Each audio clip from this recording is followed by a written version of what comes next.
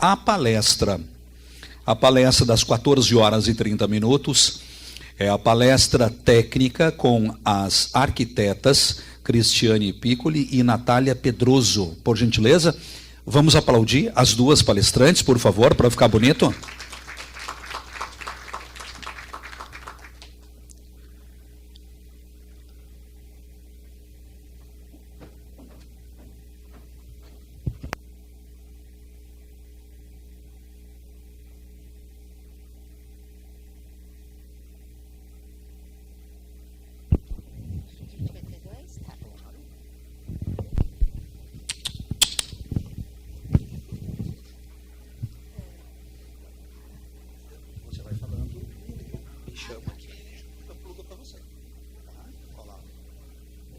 Então tá.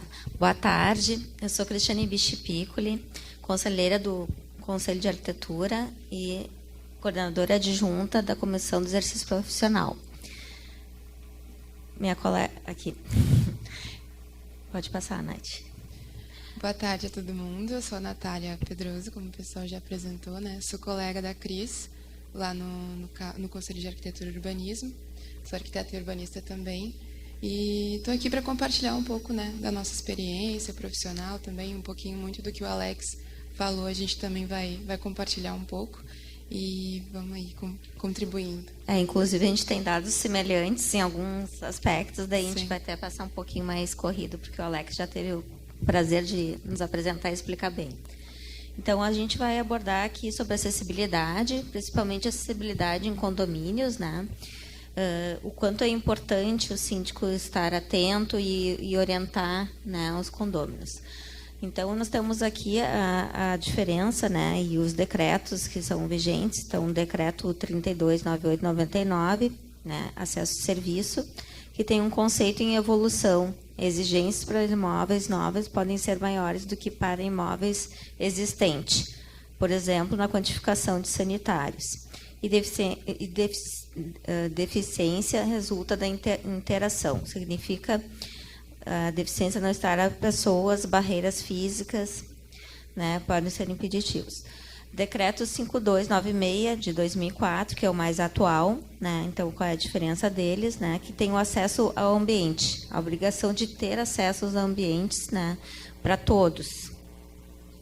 Então, só para complementar, o decreto mais antigo, né, ele vai trazer mais diretrizes, né, semelhante ao que a Constituição nos diz, né? A Constituição Federal lá vai dizer diretrizes, assim como o decreto 3298 vai dizer diretrizes, e o decreto 5296, que é mais atual, ele vai trazer mais normas específicas, né, de como aplicar essa obrigatoriedade. Então, o que adaptar? Segundo a 5296/2004, que é mais atualizada, né, e a NBR 9050, que é a última versão de 2015. Então, o papel do arquiteto, né, um especialista nessa área. Então, bons arquitetos compreendem a importância, né, e como aplicar toda a legislação vigente, que explica bem direitinho o que você aplica, como aplicar no decreto, e na NBR é como aplicar, como adaptar os ambientes. E caso exista algum obstáculo, equipamento ou barreira física, o ambiente específico apareça. Este deve ser adaptado conforme a NBR 9050 de 2015. Os requisitos mínimos estão descritos no Decreto Federal 5296 de 2004.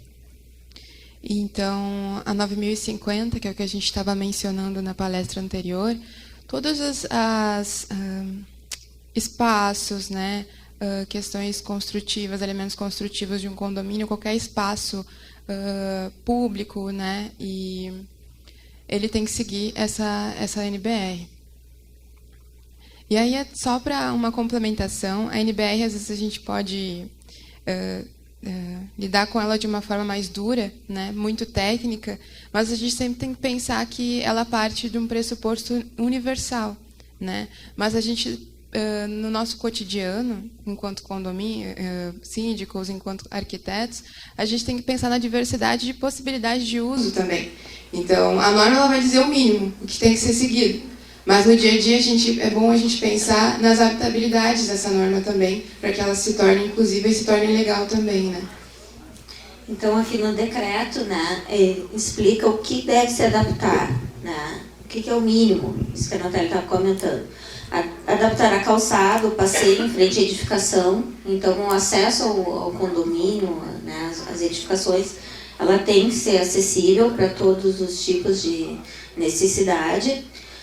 Garantir o acesso ao interior do imóvel, então desde o hall de entrada até a pessoa conseguir chegar à sua unidade, ela tem que ser de forma acessível, né, possibilitar que as pessoas acessem os locais, a área de salão de festa, toda a área condominial também, de lazer, né, tem que ser acessível. Dispor sinalização visual e tátil, porque a gente também tem deficiente físico, tem visual, né, que necessita ter, às vezes, até um barulho sonoro para ter alertas, né, para acessar algum dos ambientes, elevadores, e saber que ele está ali. Elevador, no mínimo um, deve ser acessível, então no condomínio, né, do tamanho que ele for, pelo menos um tem que ter todas as exigências de acessibilidade, tanto para deficiente físico como também auditivo.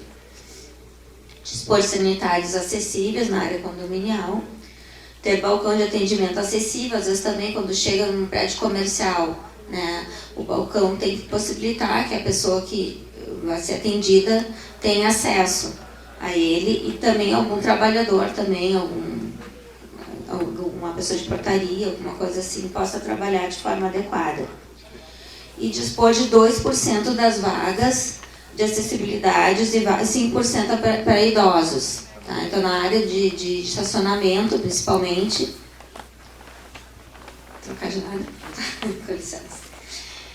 Então, dispor essa percentagem mínima, né, de vagas especiais, né, tanto para idosos quanto para deficiente físico. E acessar todas as áreas de uso comum abertas ao público no interior do imóvel, incluindo a área de funcionários. Né. No caso também, tem toda essa política, né, de ter algum funcionário com alguma deficiência, tem que também estar adequado. E atenção, quando existir outro elemento ambiente específico na edificação, esses deverão ser adaptados conforme a NBR 9050. Por exemplo, em áreas de cinema, piscina, shopping center, então começa quando torna uma dimensão pública, teatro, né, as regras são bem mais amplas, essas quantidades mínimas aí já são outros tipos de cálculos, né? Que daí tem que ficar atento ao profissional. O importante é sempre ter um profissional envolvido, contratado, que domine a área e que possa dar um apoio, né, para os síndicos gestores e indique qual é o ideal, né, conforme todas as normas técnicas. Exatamente. E aí, sempre quando a Cris fala, eu vou lembrando de algumas outras coisas que eu vou linkando com o que ela fala e com a palestra anterior, né? Tem 3 elementos aqui que eu vejo, eu como também moradora de condomínio, percebo no meu dia a dia, né? A calçada. A calçada geralmente é um assunto que a gente sempre fica debatendo, porque é uma obrigatoriedade da prefeitura, né? A gente precisa ter uma calçada acessível, não só com piso tátil, mas ela tem que ter uma inclinação acessível também, porque é aquilo, né? A pessoa tem que andar, né? Ela às vezes está com cadeira de rodas, ela tem algum elemento ali físico que ela não vê, que ela não consegue passar com autonomia, então a gente tem que prestar atenção nisso. E eu vejo isso como uma grande dificuldade no dia a dia, né, de conseguir acertar uma calçada acessível. Então, quando a gente vai contratar um profissional, né, da área, buscar profissionais que saibam fazer isso de fato, né, sigam a norma de acessibilidade, saibam como fazer a paginação de um piso tátil, direcional, de alerta, como que isso funciona. Outra coisa que eu acho até um pouco engraçado às vezes é que no meu condomínio tem 2 elevadores, né? A gente não tem um levantamento, né, um censo sobre quantidade de pessoas e que tipo de necessidades, enfim, deficiências elas têm. A gente não tem um dado sobre isso. E frequentemente os 2 elevadores eles estão com problema e impossibilita essas pessoas de acessarem suas casas, né?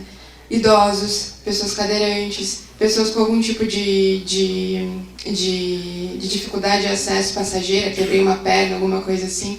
Eu morava no 11º andar, era inviável, né? A gente passou pelo período de enchente, ficamos sem luz também.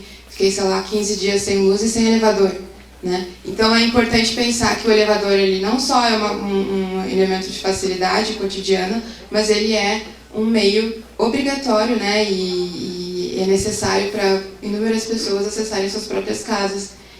E eu acho que eram esses dois itens que eu E queria. dizer que principalmente a calçada, né, apesar de estar numa via pública, né, entre o meio-fio e a entrada do condomínio, é responsabilidade do condomínio mantê-la dentro das normas, sem nenhuma desnível, né? Porque senão qualquer coisa, quem é processado é o próprio condomínio, não é a prefeitura. Então, essa responsabilidade de manter tudo em ordem é do condomínio, do síndico alertar isso, né? Não deixar. Somente às vezes crescem as árvores, as raízes levantam a calçada e vai danificando, e aquilo vai ficando. Isso é um problema. Então, os pilares da acessibilidade, né? O que norteia e é importante, então é gerar sempre autonomia, conforto e segurança e acessibilidade para as pessoas. Então, aqui a questão da acessibilidade na moradia. A moradia tem que ser independente. A pessoa tem que poder circular por todos os ambientes da casa e fazer as tarefas e a rotina do dia a dia de forma independente. Esse é o objetivo, né, quando foi criada a norma. Esse censo já foi explicado, né, acho que no palestrante anterior, então, que é o mais atualizado, de 2022. Então, quem são as pessoas com deficiência hoje em dia, né, que a gente tem essa pesquisa mais atualizada. Não deixa eu ver direito. Então, o número 1, né, o que é importante hoje em dia? Para enxergar, para andar, subir degraus, para pegar pequenos objetos, para se comunicar e para ouvir. Então, todos esses meios, né, têm que ser acessíveis para todos. Então, para uma pessoa poder viver plenamente a rotina do seu dia a dia. Aqui também é outro censo do IBGE que mostra o envelhecimento assim, da população. Então, a gente está num crescente, né, da população idosa, né, cada vez mais próximo. E também é uma população que a gente tem que ter uma atenção, né, que a idade vai chegando, né, vai acontecendo limitações. Então, é importante também atender esse público. Então, aqui também sobre o mesmo censo do IBGE, que fala o percentual e quantas pessoas tem hoje no Brasil, né, com deficiência visual, né, 35.791, motora, 13.273, auditiva, 9.222 e deficiência mental e intelectual, 2.611. Aqui também mostra o percentual de diferença, né, que pelo que parece, a gente sempre quando vem a questão da acessibilidade, vem a questão motora, né, e na verdade a visual é a que tem um público bem maior, a visual, né, e depois a auditiva, e a motora está em segundo lugar e a auditiva em segundo, e a intelectual em quarto lugar daí. O que é preciso fazer? Então, a gente precisa conhecer primeiro todas as necessidades, né, do condomínio, do lugar onde se vive, do síndico, saber todo o público, né, e estar atento para poder atender todas as pessoas. De forma com soluções técnicas, né, nos projetos, tem que garantir esses 3 pilares que a gente falou: autonomia, conforto e segurança, e projetar sempre considerando a diversidade, respeitando a diferença entre os seres humanos. Então, ter essa consciência e difundir isso, né, o quão é importante, né, para os gestores ter esse tripé, né, e realmente falar e explicar para os condôminos que é importante. Então, quem é obrigado a se adaptar, né? Então, tem toda uma legislação aqui, né, com alvarás, aplicações, tem normas brasileiras, né, que exigem, até quando é um prédio novo, uma edificação nova, fica mais fácil, porque até para BITS, hoje em dia tudo a gente tem que estar cumprindo toda a legislação atual. Problemas são mais as edificações antigas, né, que é o mais difícil. Às vezes tem prédios 4 andares, que não tem elevador, né, que daí existem hoje em dia plataformas, né, que se acoplam a escadarias para poder ter acessibilidades. Tem que pesquisar, às vezes, um lugar para montar um mini elevador que caiba, né, alguém com deficiência. Tem uma série de itens que é importante e se adaptando. E sabe uma coisa que eu estou pensando agora também, enquanto a Cris está falando com vocês? Hoje a gente vê muitos condomínios com muitos apartamentos para Airbnb também, né? E a gente nunca sabe quem que vai se hospedar naquele condomínio. Então, não só os moradores que moram naquele espaço, né? Mas também possíveis pessoas que vão estar transitando ali no cotidiano, né? Durante o ano inteiro daquele condomínio. Então, minimamente ele tem que ser acessível para essas pessoas que vão acessar, né?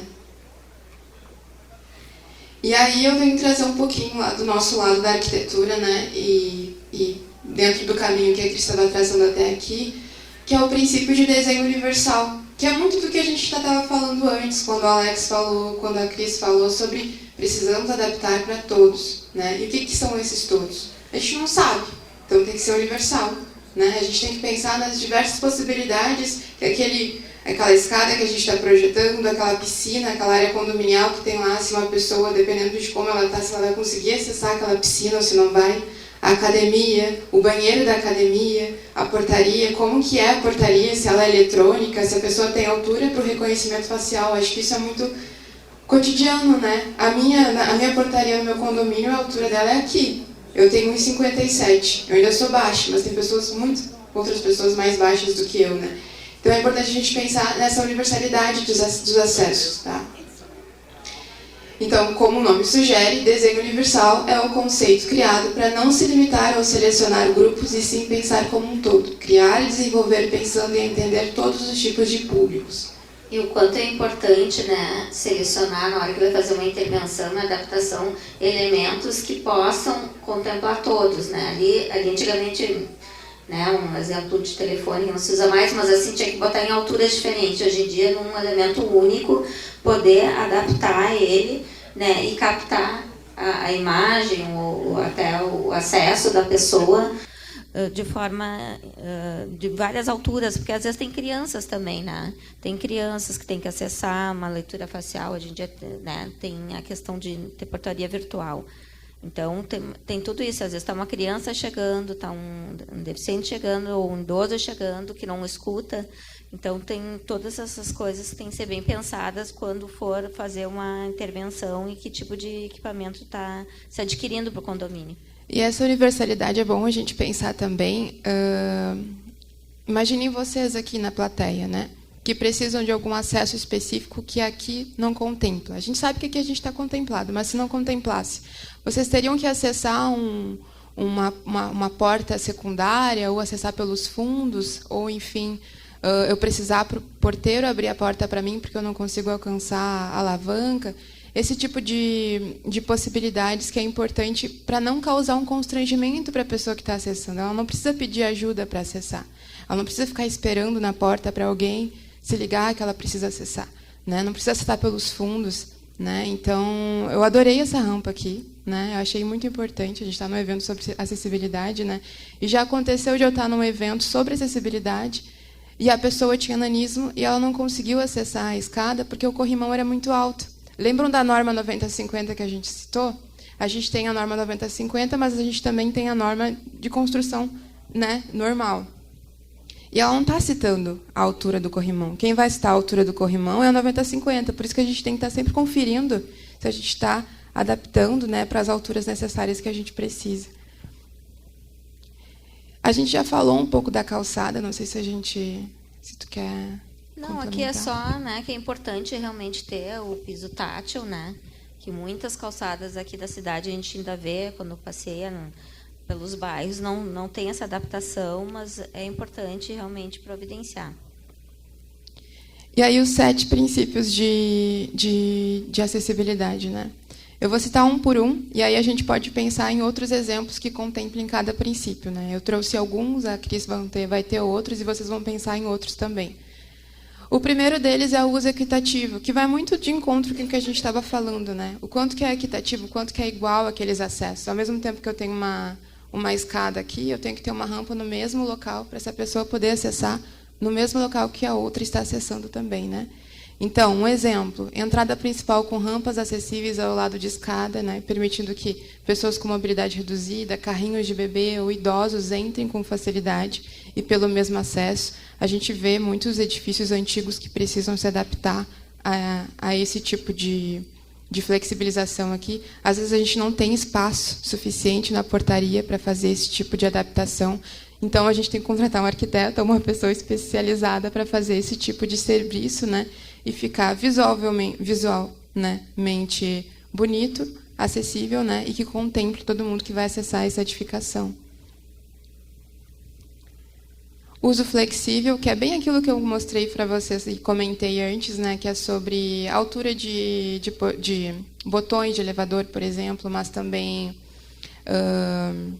ali eu botei largura mínima de largura da porta, né? Isso. A largura da porta tem que ser o suficiente para, pelo menos, passar, né, a cadeira de roda. Então, tem larguras mínimas.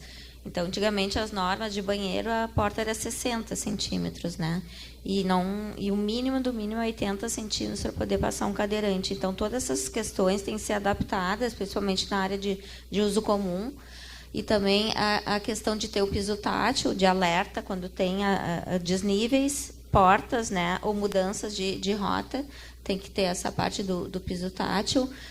A questão do sinal também, de parada, sonoro e luminoso, tem que ter esses alertas, principalmente nos elevadores, né, para dizer em que andar está chegando, se o elevador vai abrir, vai fechar. Alturas corretas das botoeiras, os espelhos, as barras de apoios internas também, que às vezes precisa de barras para a pessoa poder entrar e sair, principalmente na parte de sanitários. Tudo isso está na norma 9050. E informações sonoras também dizendo no elevador qual é o andar que vai abrir, né, para quem tem deficiência visual. Eu acho que é isso. Aqui um terceiro ponto, que é o uso simples e intuitivo. A pessoa não precisa pensar muito em como que ela vai fazer para acessar ou para chamar, né? Então, possibilita que seu uso seja de fácil compreensão, dispensando para tal experiência, conhecimento, habilidades linguísticas ou grande nível de concentração, né? Se eu quero dizer que um caminho específico no meu condomínio para acessar a piscina é acessível, eu não vou colocar uma placa dizendo este caminho é acessível, não. Talvez a pessoa não saiba ler também, talvez a pessoa não consiga enxergar.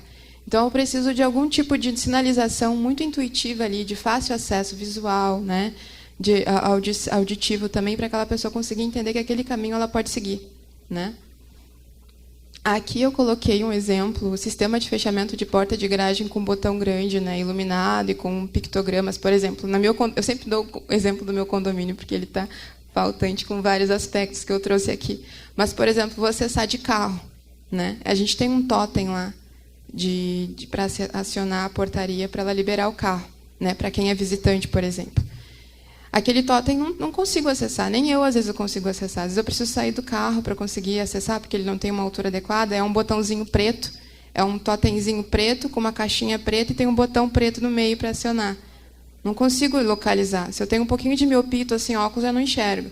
Então, é um tipo de questão que a gente... Essa diferença de cores e contrastes na parte de sinalização é muito importante, que tem que seguir o que está na norma, né? Não adianta ficar bonito esteticamente, mas não ter o contraste suficiente que a pessoa enxergue, né? Que nem está falando a questão de um botão ou de uma sinalização. Aqui a gente traz de novo a LIB, né? Lei Brasileira de Inclusão de Pessoas com Deficiência, que o Alex também mencionou. A gente difícil ver, né, em condomínios ou, enfim, vaga reservada com um espaçamento maior, né? Então, tem uma obrigatoriedade nisso.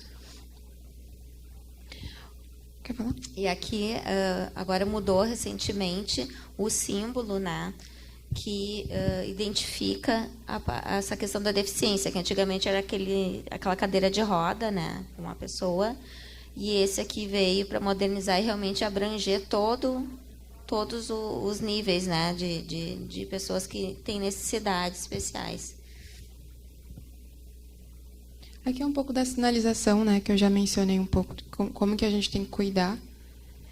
E aqui a tolerância ao erro, que o nome é estranho, né, mas ela é a possibilidade que minimiza o risco das pessoas, né, em consequências diversas, por exemplo, principalmente em acesso com escada, em acesso com rampas. Então, ela parte do princípio de que tem que ter uma sinalização forte, né, e eficaz para aquela pessoa conseguir se localizar e não errar um degrau, não cair, né, não acessar uma porta que na verdade não é uma porta, né?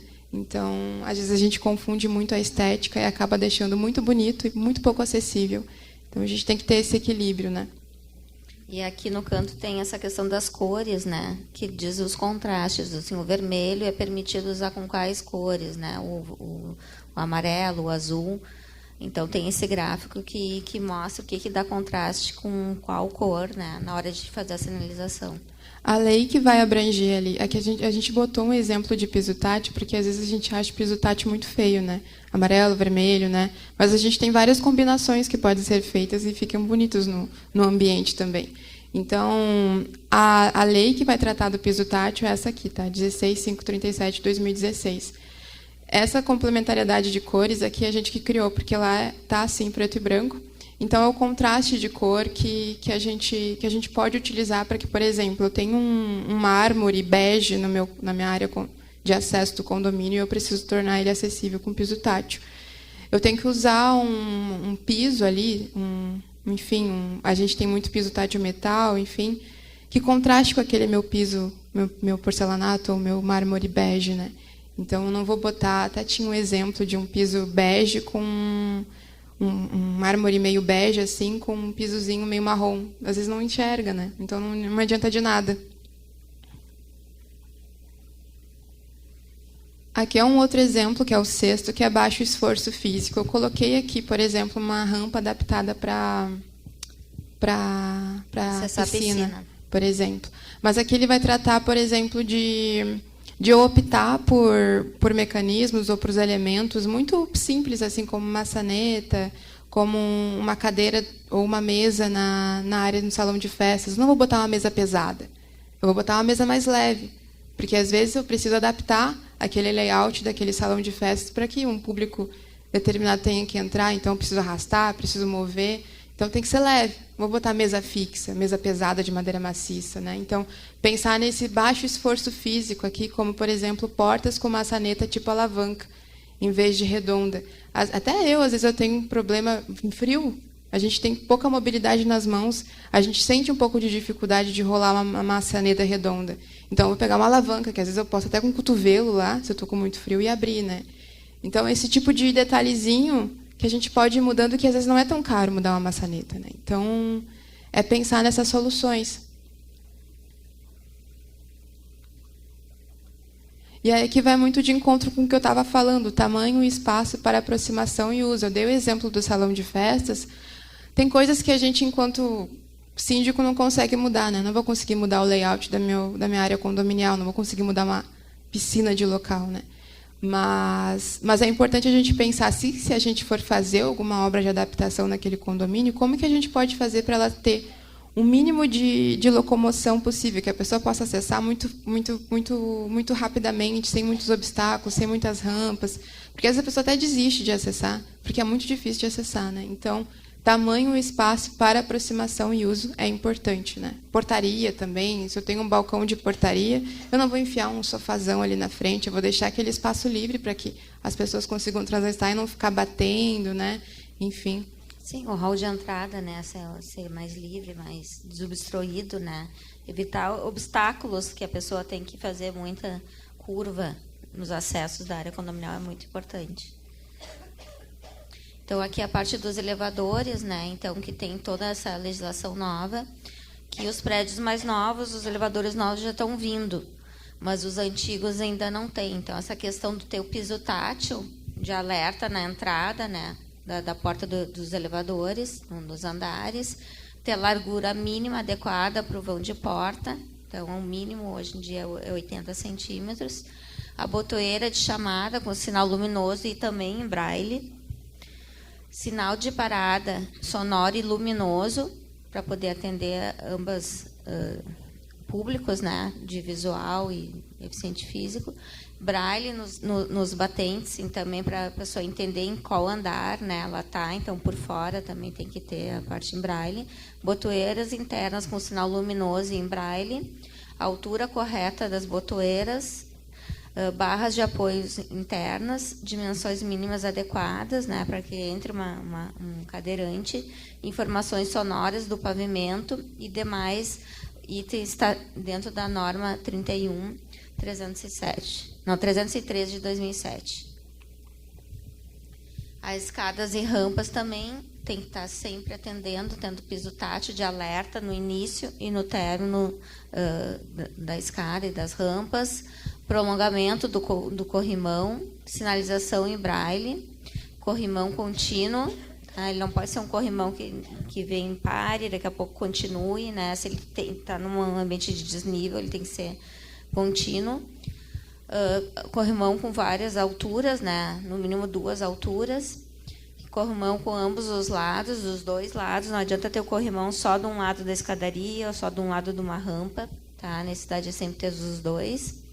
Tem uma guia de balizamento, sinalização visual no piso e no espelho, e piso de alerta no final. E a dimensão está correta daí com todas as normas técnicas, que daí tem toda a rota de saída, entre outras normas de incêndio, né? Então, tem que ser adequadas também. Então, aqui é só um exemplo assim, de soluções, né, de pisos estáteis, que aqui é com placas, né, que às vezes o pessoal não quer colocar, porque é muito feio. Tem essa opção de colocar só a parte em relevo, mas daí tem que observar a diferença das cores. Tem que ser sempre contraste. Então, piso clarinho tem que ter a sinalização mais escura, né? E aqui, piso escuro, tem uma sinalização clara, né? Então, não é só o relevo que importa, também a questão das cores e contrastes. E aqui são as normas, né? Que são vigentes hoje em dia, que é importante também o síndico e os gestores estar atentos e principalmente contratar profissionais, né, que tenham domínio e responsabilidade técnica. E sempre buscar soluções inovadoras, né? Dá uma olhadinha no Pinterest, lá tem muitas opções legais do como adaptar o que a 9050 traz, porque a 9050 dura, é aquela coisa dura, meio feia. Mas como é que a gente pode tornar aquilo ali mais legal, né? Mais intuitivo, mais interessante para quem vai utilizar esses espaços? Acho que é isso. Agradecemos e a gente se coloca ao conselho, né, dos arquitetos do Rio Grande do Sul, assim, disponíveis, né, para dúvidas, para o síndico, para os gestores. A gente acha muito importante essa aproximação e orientação para que qualquer reforma, qualquer obra, né, que vocês autorizem nos condomínios ou contratem, tenha sempre um responsável técnico, né, exigir que empresas também tenham responsáveis técnicas para vocês estarem respaldados, né, em qualquer problema que possam vir a ter. Obrigada.